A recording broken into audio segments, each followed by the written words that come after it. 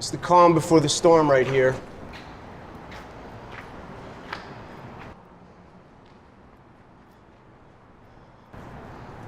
I forgot.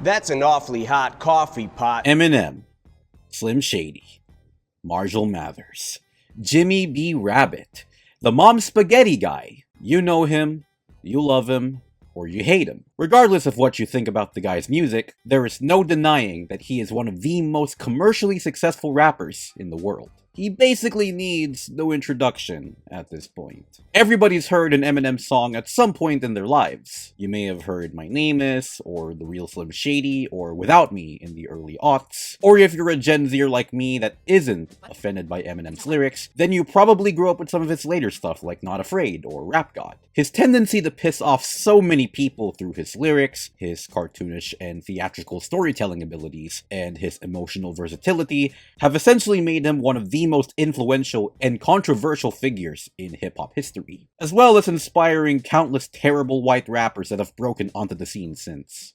Except ELP though, that guy is awesome. And as such, I think it's fitting that we look back at how far Eminem's come over the years, by reviewing all 12 of his studio albums, Gauntlet style. His 1996 debut, Infinite, however, doesn't really count, so I'm gonna make a rare exception in this video and start with his sophomore album instead, because that's where he really hit the ground running. I've also decided not to rank all of his albums from worst to best, because, come on, everybody knows what Eminem's worst and best albums are by now. Anyways, let's not waste any time, here we go. Hi, my name is...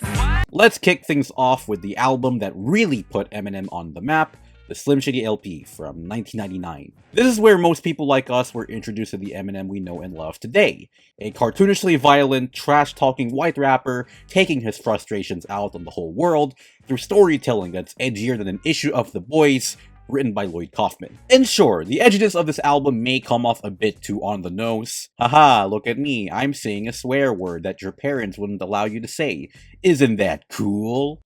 Wait, did I describe most of Eminem's work in one sentence? But Eminem makes up for this by giving you some of the most creative and darkly funny storytelling you could hear on a rap album, through songs like My Fault and Guilty Conscience with Dr. Dre. And of course, there's also the breakout hits like My Name Is and Role Model, both of which still hit hard 25 years later. But the Slim Shady LP is more than just an R-rated Saturday morning cartoon. You also have genuinely serious tracks like If I Had and Rock Bottom, both of which deal with the struggles Marshall had living in poverty at the time. They're both genuinely heartbreaking to listen to, especially Rock Bottom. That song's basically the musical equivalent of that one video where an idol cried about being broke. But perhaps the one song that ties everything together on this album for me would have to be 97 Bonnie and Clyde. That song is nasty, with all these lyrics about Eminem and his then infant daughter Haley dumping the dead body of his ex-wife into the ocean. It's a song that really crawls under your skin as you listen to it, all while also creatively exploring Eminem's relationship problems that he was having at the time. And I think that perfectly sums up my thoughts on the Slim Shady LP. It perfectly walks that fine line between being edgy and funny,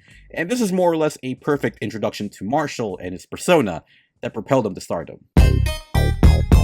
Following the Slim Shady LP, we have Eminem's 2000 album, the Marshall Mathers LP. And the differences between these two become pretty clear real quick, because whereas Slim Shady LP was a lot more cartoonish and theatrical in tone, Marshall Mathers LP is more intense, more aggressive, and a lot more personal. Eminem is pissed throughout this entire album, venting out his frustrations over his newfound infamy on Who Knew, personal relationships with women like his mother on Kill You, or his ex-wife on Kim, and his critics on The Way I Am, and the closing track, Criminal. Oh, and also The Real Slim Shady is on here too, I guess. That song almost doesn't feel like it fits in with the rest of this album, until you realize that it was added last minute because it lacked the poppy lead single. And honestly, thank God for that. Not only is it a breath of fresh air from the dark and personal tone of the album, but it also stands as one of the best mainstream hip-hop songs ever made. The Marshall Mathers LP sees Eminem at the vocal, lyrical, and technical height of his powers. Even his storytelling is at its most creative here, with songs like Stan,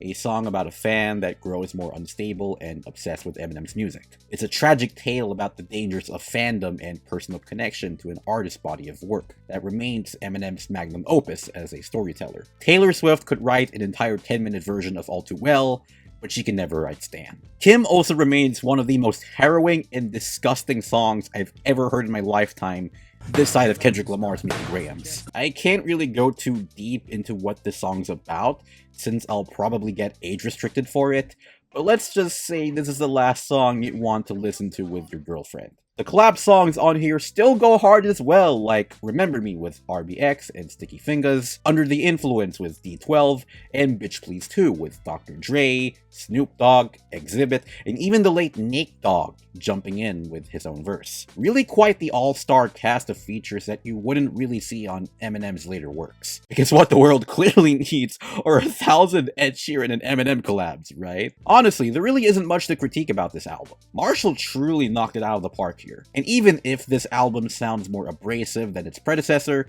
I think that's what makes this album a near-perfect masterpiece. This is the sound of a man angry at the world who's got nothing to lose, and I don't really think M's been able to recapture that same lightning in a bottle since, even on the sequel to this album that came out 13 years later. Anyone who listens to this album loves it, and it's a perfect introduction to hip-hop as a statement and as an art form. Just thought I'd bring this up real quick, but that song Eminem did for the clean version of this album, The Kids, is fantastic by the way. Definitely worth a listen, especially if you're a big South Park fan. Guess who's back? By 2002, Eminem was the biggest name in the world. Even in an industry dominated by Avril Lavigne and fresh out of NSYNC Justin Timberlake, Eminem remained on top with his next album, The Eminem Show. I have a huge personal connection with The Eminem Show because when I was in 8th grade, this was essentially the very first album I ever listened to from beginning to end. And much like everyone else, I get very nostalgic listening to the big hits off this album like Without Me and Sing for the Moment. Without Me in particular is maybe like top 5, maybe even top 3 personal favorite Eminem songs. And I love how anthemic and uplifting Sing for the Moment is. It even has a decent interpolation of Aerosmith's Dream On. This was clearly back when Eminem sampling legendary rock songs wasn't cringy or forced. And in the case of this one, I think this was because he actually built on that song's message and uplifting vibes for a new generation. With that said, this is easily Eminem's most accessible and most mature album to date, downplaying both the cartoonishly edgy vibes of Slim Shady and the aggressive, deeply personal writing of Marshall Mathers in favor of more upbeat and introspective material. Haley's song is genuinely underrated. I really love Eminem's attempts to sing on this one against this very laid-back melody until it just gives up halfway through and raps. The song is basically like Childish Gambino's entire discography, but in reverse. My Dad's Gone Crazy is maybe the only time Eminem was cute and wholesome too, featuring vocals from his then 7-year-old daughter, Haley Jade. I can't believe this was the same guy who made 97 Bonnie and Clyde a few albums ago. And as great as Till I Collapse is, I feel like the other collab songs on here like When the Music Stops and Say What You Say don't get as much love, which is pretty bad because M's chemistry with D12 and Dre on those tracks go just as hard. The Eminem Show really has a little bit of everything. On one hand, you have political stuff on here like White America and Square Dance, and on the other you have campy but fun deep cuts like the 60s Batman-themed Business, which is incredibly underrated by the way. Some of M's best material end up on here, including Cleaning Out My Closet, where Marshall basically looks back on his relationship with his mother, and while it was really strained at the time, it appears as if they've truly settled their differences now because I believe his mom actually congratulated him for his induction in the Rock and Roll Hall of Fame, so even if this song still remains one of his most emotionally vulnerable singles, it's still really beautiful to see that their relationship has healed over time. And that's pretty much where my praise for Eminem ends. Not that he hasn't dropped good stuff ever since, but from here on out it gets weird. Okay, let's talk about leaks real quick. When it comes to movies, music, and even video games, leaks are the most effective way of spoiling surprises and ruining the fun for everyone, including the creators involved. While in rare cases, leaks can make something better, say for example the build up to Spider-Man No Way Home, other times it can completely destroy an artist's body of work. such as the case for Eminem's 2004 album, Encore. I feel like if it didn't leak the way it did, then Encore would have been a completely different album. Based on the title and album art, this was supposed to be a continuation of the introspective themes of the Eminem Show. But because it leaked online, that's not the album we got. Instead, we get an overlong sludge fest of Marshall goofing off without any of the charm or humor that made Slim Shady LP enjoyable. It's no secret anymore that Eminem was at the height of his addiction when he was doing damage control for the leaks. And so you have yourself a truly insufferable second half that permanently destroys anyone's enjoyment of this album, including myself. Songs like Puke, Ass Like That, my first single, and Big Weenie range from being annoying to just outright gross and uncomfortable to listen to. There's a bar on Ass Like That where Eminem is being a perv towards a then underage Hilary Duff. Why? There's like maybe 2 or 3 good tracks on here, like Yellow Brick Road and like Toy Soldiers, but they're squandered by a joyless parade of headache-inducing beats and bars where it just sounds like Eminem just doesn't care anymore. It really makes you wonder why he had to take a break from music after this. I mean, I would too if I made this piece of shit. Just Lose It is okay, I guess.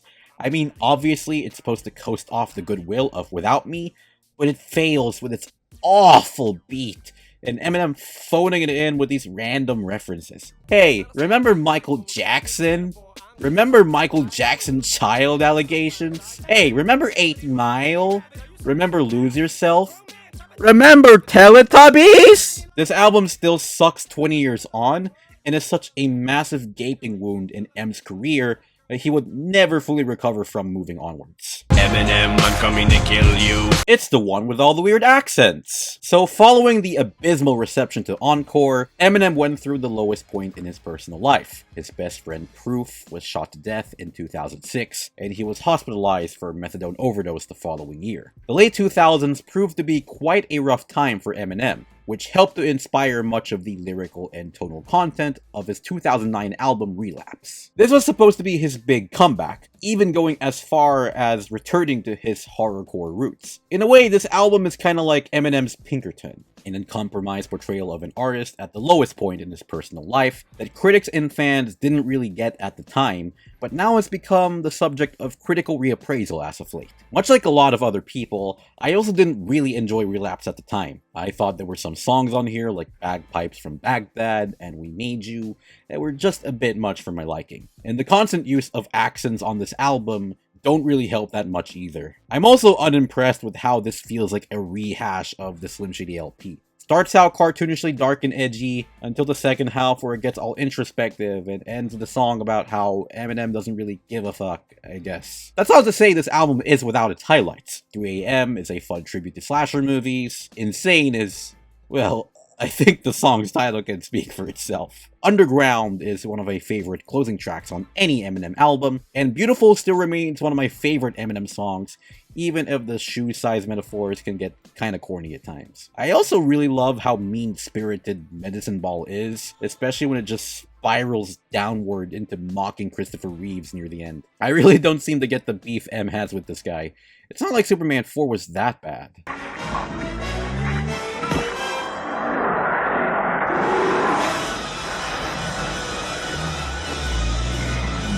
Okay, that explains a lot. My thoughts on this album have definitely changed over the years, though. The accents on here have grown on me and add to the insanity that this album was trying to go for, and the beats on here are some of my personal favorites to make it on any Eminem album. In terms of cohesion, lyricism, and tone, Relapse is a huge step up from Encore, but not without its issues. Some songs on here, like Old Time's Sake, are utterly paper-thin and forgettable, and others like My Mom and Same Song and Dance have very underwhelming choruses that almost ruin both of those songs for me. I guess to put it in a way, this is maybe the most Eminem album in his discography, sounding at his most aggressive and outright insane. It almost comes off like if you made a Joker-themed character playlist and turned it into an album. And whether or not you like this album depends entirely on how much you can tolerate M's dark humor and violent lyricism. Just gonna stand there. Released 1 year after the balls-to-the-wall mayhem of Relapse, Recovery sees Eminem at his most introspective and uplifting, which sounds amazing on paper.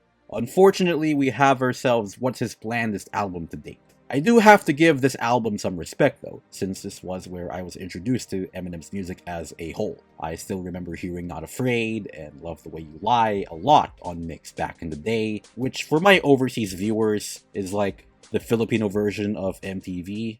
They're also the same network that aired The Nutshack. And I still think those are some of M's strongest singles. I particularly love how anthemic Not Afraid is, even if it can come off a bit too over the top with its lyrics and its chorus. I know No Love isn't really a great song by any means, and the What Is Love sample certainly doesn't help it, but I still find that track to be a personal guilty pleasure of mine. And you also have some genuine highlights on here too, like Cinderella Man and Talking to Myself. But a large chunk of this album is pretty dry and tedious. There's like a pretty laughable Ozzy Osbourne sample on Going Through Changes, and yeah, this is also where M started to develop this habit of sampling famous songs and completely butchering them, which wouldn't really be all that apparent until a few more albums later. M also has some pretty bad vocal deliveries on here, like on the closing track, You're Never Over. And while I do admire that track for being an ode to his late best friend Proof, the one problem I have with that song can also apply to the rest of this album, and it's that the music on here is genuinely uninteresting. I get what the album was trying to go for, but the music still needs to be as good as the messages they're trying to convey. Lots of albums in multiple genres pull this off really well, so why can't Recovery do the same? There's really nothing else to talk about here. Released in 2013, the Marshall Mathers LP2 was intended to be Eminem's return to his old school style at the time. And while I can't really say it's as good as its predecessor, this album is certainly a return to form for Marshall. Bad Guy sets the album's tone perfectly by serving as a sequel to Stan, and even having a verse about Slim Shady at the end of the track. It's very over the top and theatrical, but also pretty badass in a way that informs the listener that Eminem is back and stronger than ever. And this mindset is built upon in tracks like Berserk and Rap God, both of which are unquestionably some of the most entertaining hit singles Eminem has done. A large chunk of this album is also surprisingly a lot of fun to listen to, carried by influences from old school hip-hop and rock and roll, via tracks like Brainless, So Far, and Survival, just to name a few. The rock song samples on here are surprisingly not all that bad. Yet. We'll get to that in a second. There's also moments on this album where Eminem looks back on his past more maturely, with mixed results. On one hand, you have Headlights, which is an emotionally heart-wrenching apology song to M's mother, and on another you have Stronger Than I Was, where M continues to remind us that he really is not all that great at singing, no matter how epic and apologetic he tries to sound here to his ex-wife. The presence of Skylar Grey aside, this album also has some pretty good features. Major West, of Fun, gives a pretty emotional performance on Headlights. Kendrick Lamar is hilarious and has great chemistry with M on Love Game, and I'd argue that Rihanna's feature on The Monster is 1,000 times better than her feature on Love the Way You Lie. All in all, despite its flaws, this still remains new Eminem's best album. Listening to this album is kinda sad because this truly felt like the last time Marshall had some fire and aggression within him. On that note, Evil Twin is one of Eminem's best album closers, where Marshall essentially puts aside his differences with his Slim Shady alter ego and admits that they're the same person. It's such an epic and emotionally satisfying track that sometimes I like to see it as Eminem's swan song, because of the massive stinky turds he made afterwards. This album is the most embarrassing man-made creation since Franz Reichelt invented the parachute coat and fell to his death. I've listened to a lot of terrible music in my life, but none where I've had such a deep personal hatred as much as the entirety of Eminem's 2017 album Revival. I was basically a huge Eminem fan at the time this album was being made, and 13-year-old me thought that the state of hip-hop at the time was, well, let's say less than impressive. And considering how good Marshall Mathers LP2 was, I was more than excited to see how Eminem would adapt to the ever-changing landscape of rap and the rise of SoundCloud trap rappers. And then I heard Walk on Water, and I thought, okay, the song's pretty good. I like how emotional and personal it is, detailing M's personal struggles and perfectionism. I like the laid-back piano instrumental, and Beyonce's feature on this is sweet as well. Wait, why does everyone hate the song so much? And then the album itself came out.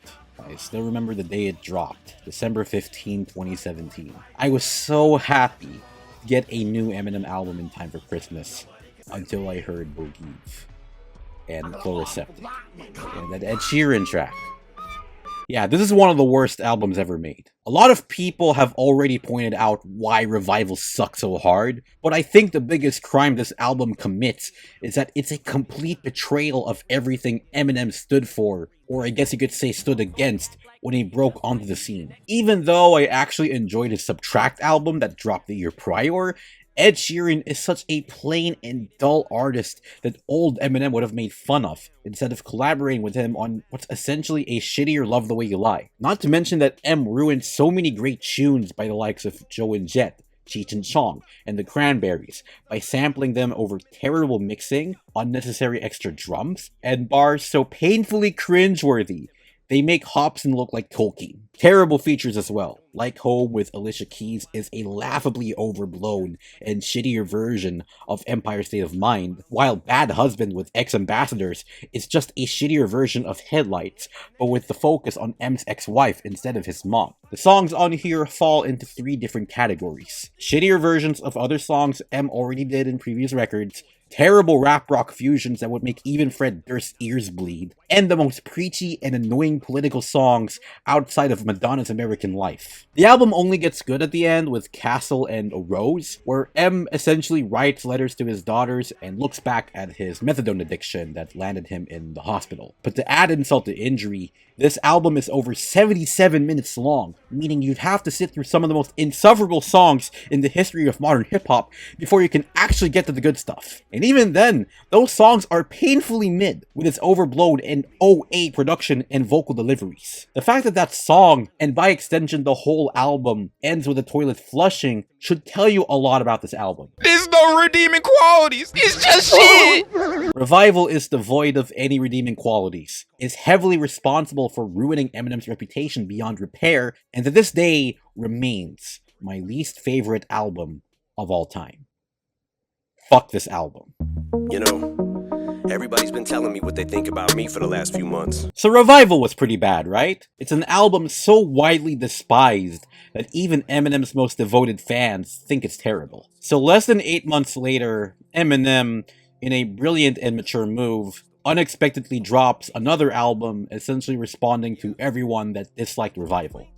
Are we sure this is the same guy that made The Way I Am? Kamikaze is slightly better than Revival, which isn't really saying much. Even though I personally really enjoyed parts of the opening track The Ringer and Fall, a large chunk of this album is hysterically annoying and misunderstands why so many critics and fans disliked his last record. Instead of admitting that his flows, lyrics, sample choices, and pop features were some of Revival's biggest setbacks, and vowing to improve his musical style and evolve his sound, here you have a 45-year-old man having a temper tantrum that he served his fans a slider when they were expecting a porterhouse. The title track is also excruciatingly irritating, with an awful beat and the chorus even interpolating back from his greatest hits album. This man has 3 kids, multiple Grammy Awards, and millions of dollars, and yet he has this mindset of an edgy 13-year-old internet troll that makes Uwe Boll's Letterboxd reviews look sophisticated by comparison. Normal is just a shitty impression of Drake,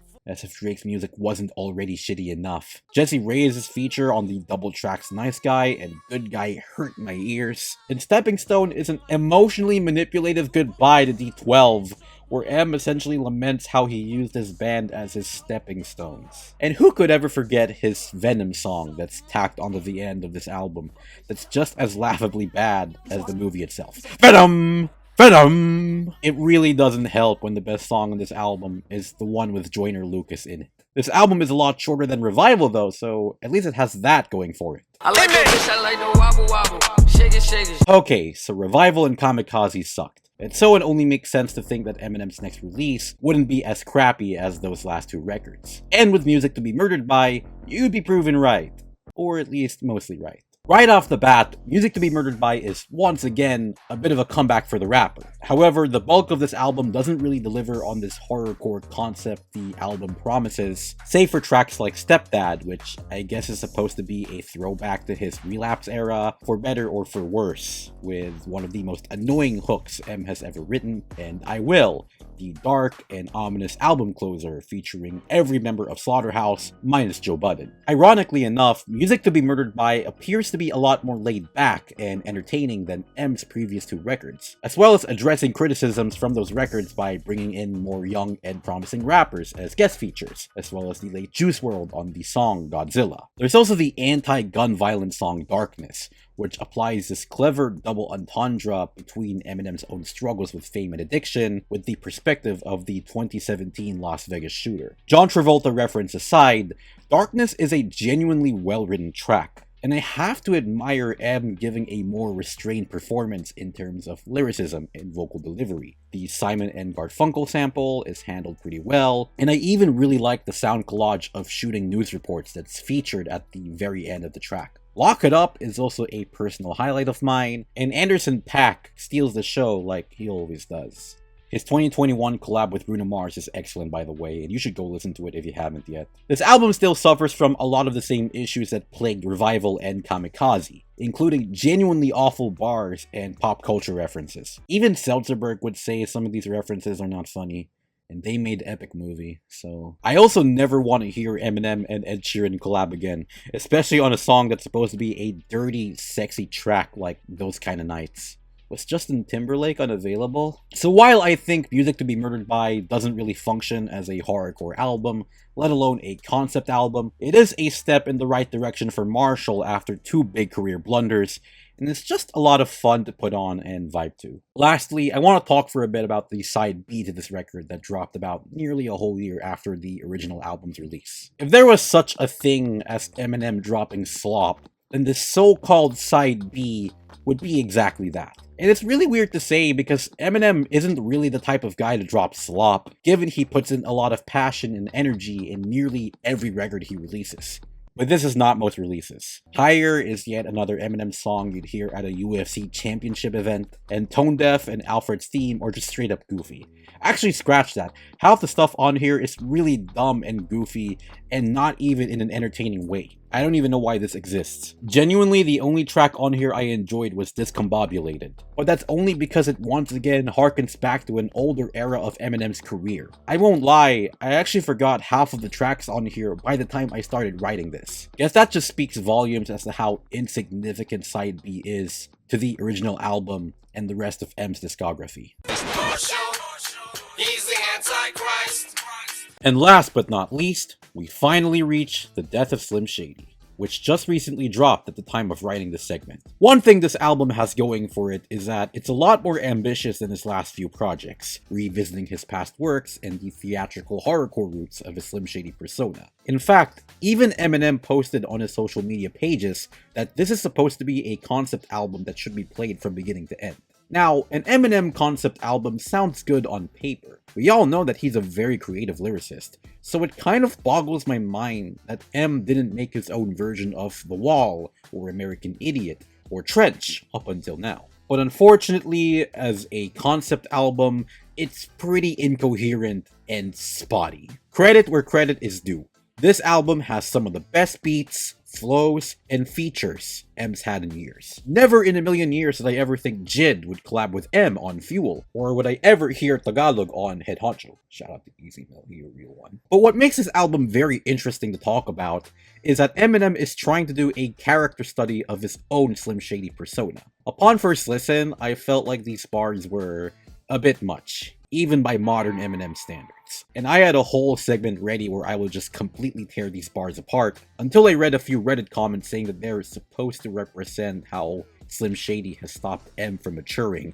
both as a person and as a musician. This becomes very evident in Guilty Conscience 2, where Eminem finally confronts his own alter ego for all the people he's made fun of over his career before shooting him dead like, damn, that was easy. And while I do admire the ambitious concept he was going for here, the way it's executed leaves room for improvement. I don't really want to talk about these bars anymore. It all just feels like Schrodinger's douchebag to me, if we're being honest. Save that shit for Katy Perry, okay, Marshall? And even if Temporary and Somebody Save Me are genuinely sweet tracks that feel like they come from an alternate reality where Revival was actually good, the death of Slim Shady's whole concept album thing also gets abandoned real quick. Like, Slim Shady dies at track 13, and we only have 6 more tracks left on this album. And it's such a missed opportunity because I feel like those 2 tracks I just mentioned could have paved the way for a pretty solid last half, where M reflects on his legacy and the personal damage that Slim Shady left behind. I really like Houdini and Toby,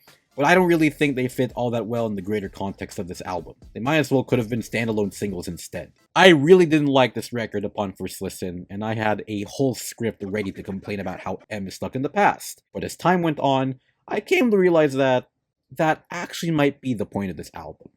I guess. We'll never really know. So even if the album can get a little sloppy with its execution, you have to at least admit that this is the most interesting thing Eminem has done in years. And I guess that's all my thoughts on Eminem's whole discography. On that note, I think it's fitting that this video ends with some of Marshall's finest moments as a lyricist. Otaku without ideas, take it away.